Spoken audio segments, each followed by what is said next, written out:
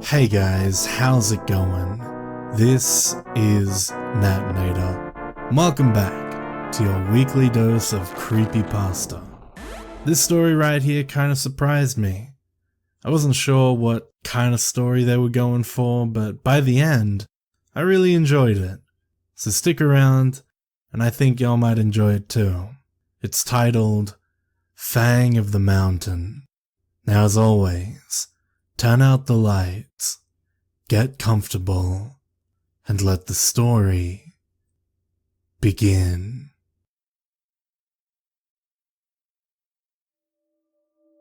There are things in this world, dark things, things that the mind cannot fully process, and so it blocks it out or fills in the gaps.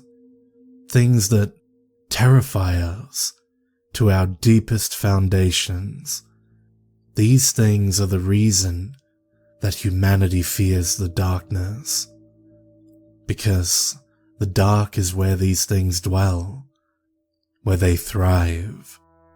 And there are people who deny that those things are real, that something so terrifying can exist on the same plane as we do. These people are blind fools. I know this because I've seen one of these horrible things, and I was lucky to survive the experience. My friend and my brother, however, were not. It happened the summer that I turned 17.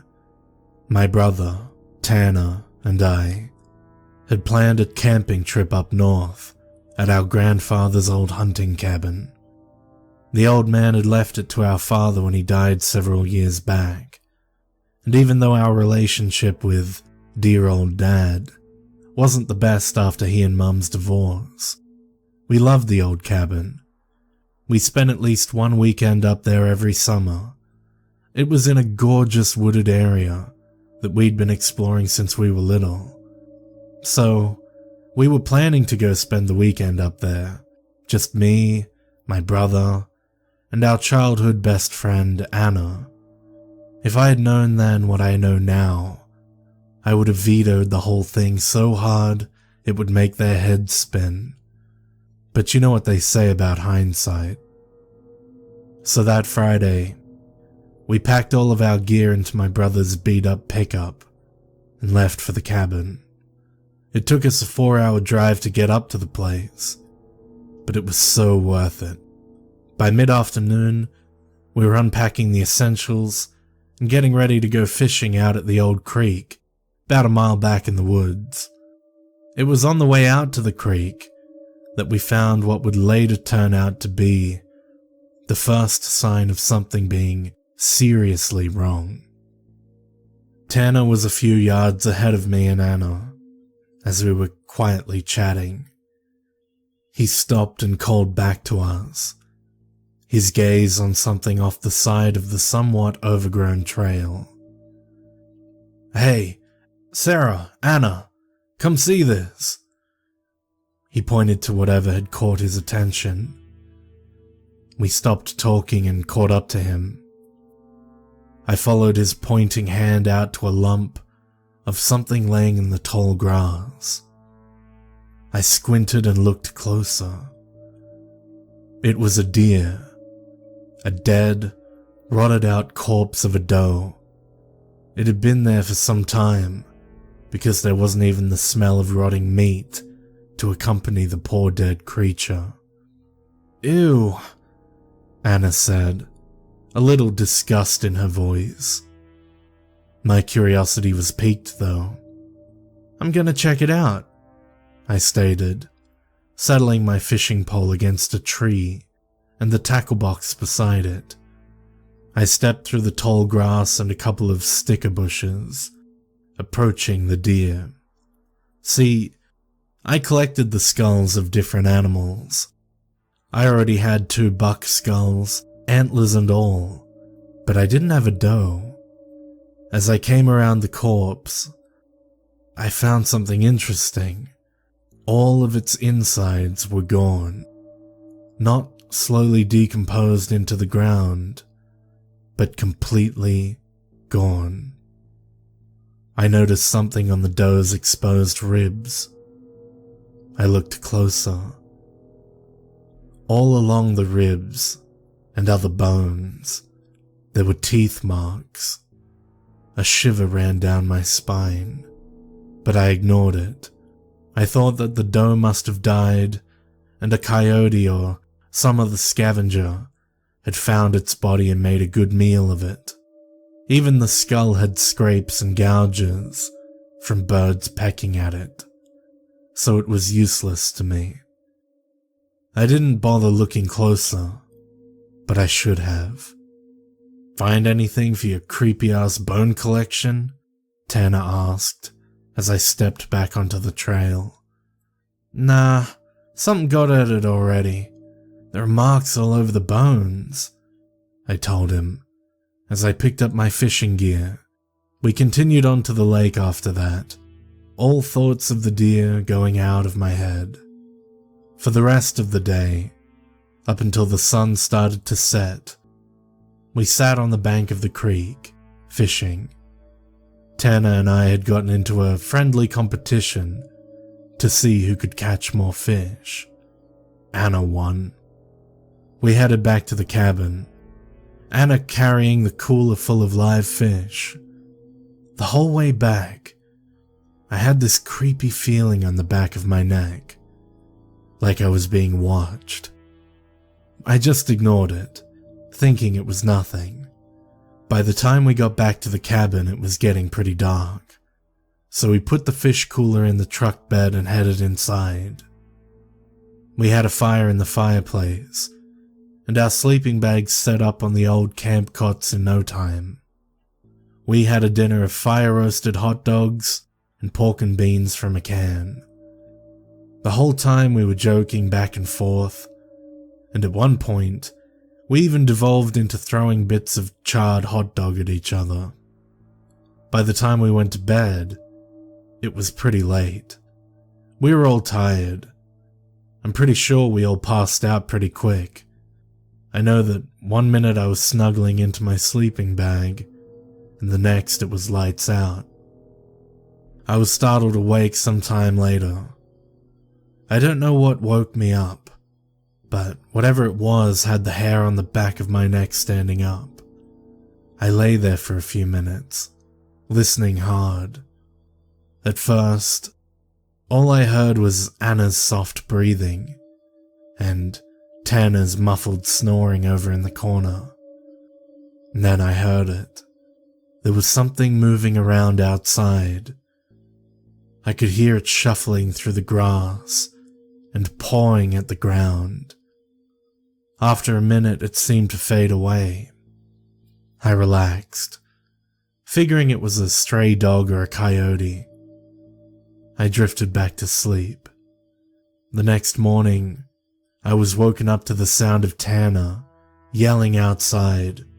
I jerked awake and scrambled out of my sleeping bag, tripping over a disoriented Anna, who was attempting the same thing in the process. We both managed to untangle ourselves and make it out the door, in time to see my brother throwing a piece of broken plastic into the big trash can that we kept up here.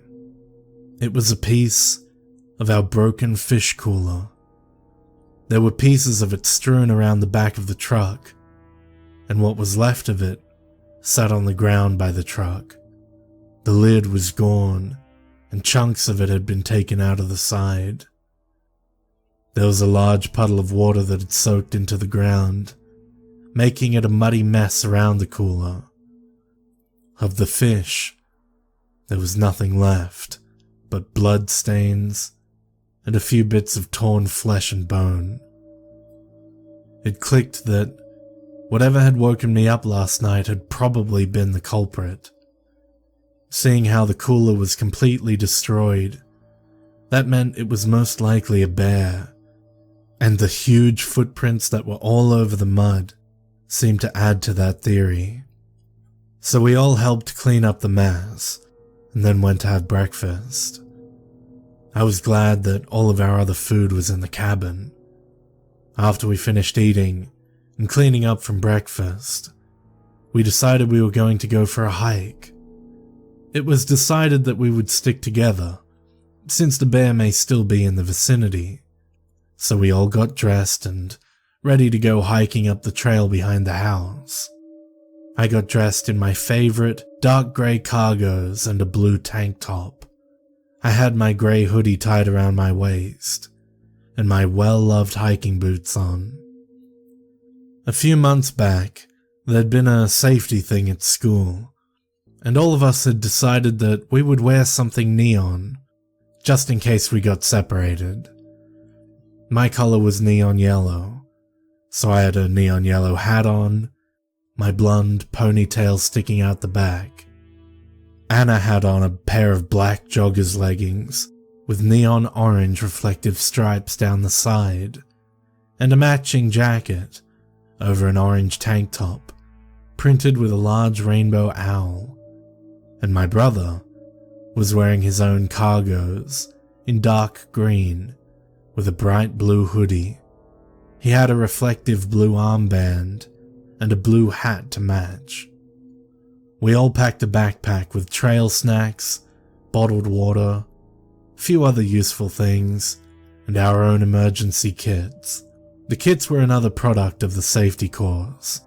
They contained an LED flashlight, each with extra batteries, waterproof matches, an emergency knife with a whistle, a compass, and a small mirror in the handle. All set, we headed up the mountain. About an hour in, we made it to a spot that we all liked.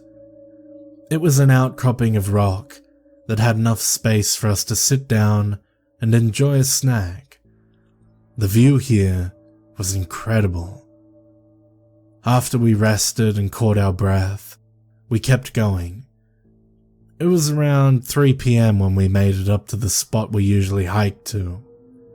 It was a spot next to the creek, where there was a set of small waterfalls that dropped down into a small pool before narrowing out and flowing down the mountain to the spot we liked fishing. Usually we'd stay for a while and enjoy the view, but today there was a nasty surprise waiting for us. As we parted the trees and stepped into the clearing, we were all hit with the smell of something dead that had just begun to decompose. Laying next to the creek was the half-eaten body of a raccoon. It was turned so that we could just see its inside spilling onto the ground. Its little face was turned toward us, its eyes swollen and bulging. Anna turned and retched into the brush at the edge of the clearing. Tanner made a disgusted sound, and I turned away, unable to stand the sight. As soon as Anna was able to control her heaving stomach, we all three turned and headed back down the mountain without a word. We were halfway back to the rock outcropping, the sun just starting to set to the left of us, when we heard something out in the trees. It was shuffling around, and it seemed to be following us. Wordlessly, we all picked up the pace. We didn't stop at our rock. We just headed straight back to the cabin. Our follower was still there. We could hear it crunching through the underbrush, tracking us all the way down the mountain. It was almost dark by now. At this point, we were all pretty scared. Anna and I were holding hands, while Tanner rushed us along ahead of him. He had pulled his knife from his bag and had it ready. We made it to the trailhead and around the back of the cabin. We made it to the door just in time. Whatever had been following a distance behind us broke the cover of the trees and was sprinting around the cabin. Anna was already inside, and I was stepping through the door when Tanner shoved me into the room and slammed the door behind him. He dropped the bar that served as a lock into place and braced his back against it. We were all scared out of our wits, but I think we almost pissed ourselves in sheer terror when the thing on the other side of the door scratched against it and let out a high-pitched whine. It pawed the door again a few times before it gave up. We heard it retreat, but none of us moved for what felt like hours, but was probably just a few minutes. Anna was the first to move, getting up from where she'd been sitting against the wall, with her knees drawn up to her chest. She slowly shifted up and peeked out the lone window. I really wish she hadn't. She dropped to the ground again quickly, tears of pure terror streaming down her face. She mouthed something at my brother and I. Wolf. There was a wolf outside, waiting. She slowly crawled over to us. Her blue eyes were wide and filled with fear. She hugged me, and I held her, feeling her shaking like a leaf. "It's a huge wolf," she whispered, "and it's staring right at the door, just sitting there, watching." She started sobbing. I held her and shushed her crying. Tanner wrapped his arms around us both and laid his head on my shoulder. We sat there, all of us, scared to death and shaking. None of us dared move. We hadn't heard it leave, so we all knew that it was still there, watching, waiting for us. It was then that I realized that it had been there all along.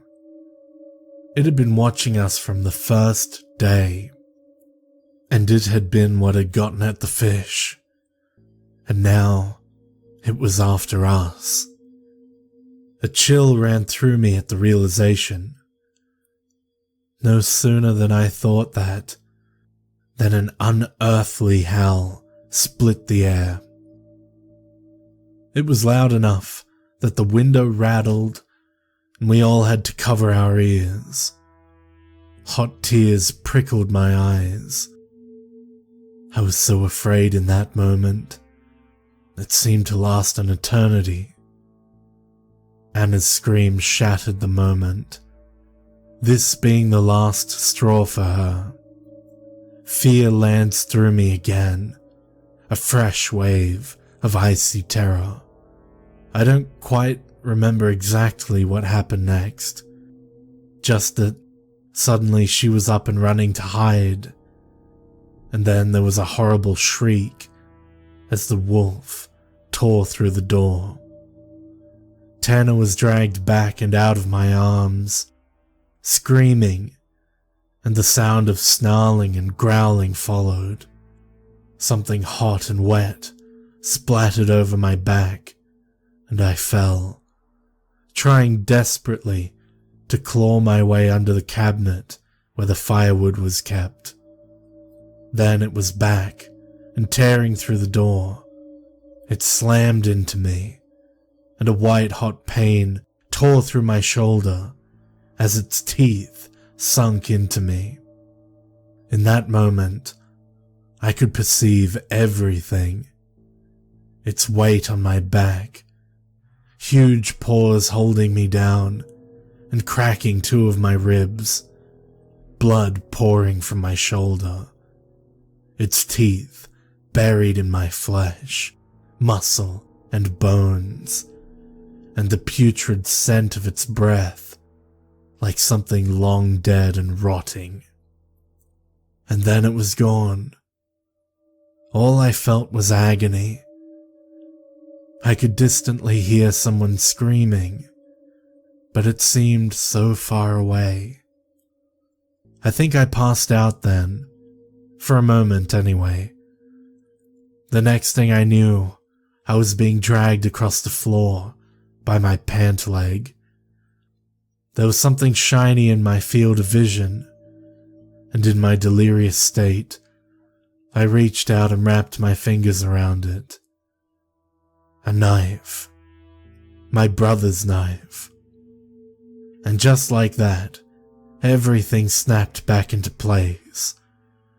My grip tightened on the hilt of the knife and I turned.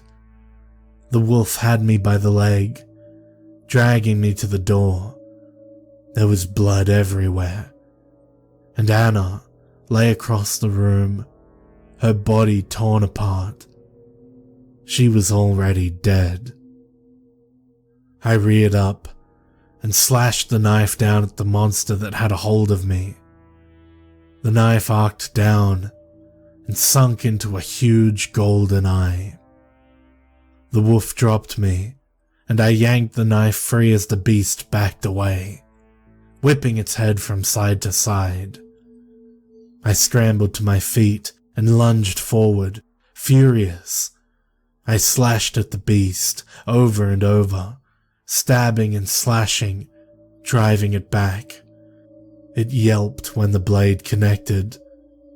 I kept slashing, fury and fear both driving my hand, until the blade lodged in the creature's neck and snapped free of the hilt. The monster wolf fell, eyes locked on me, wheezing and gurgling as blood poured out of its ruined eye and a few other wounds. I dropped to my knees, panting.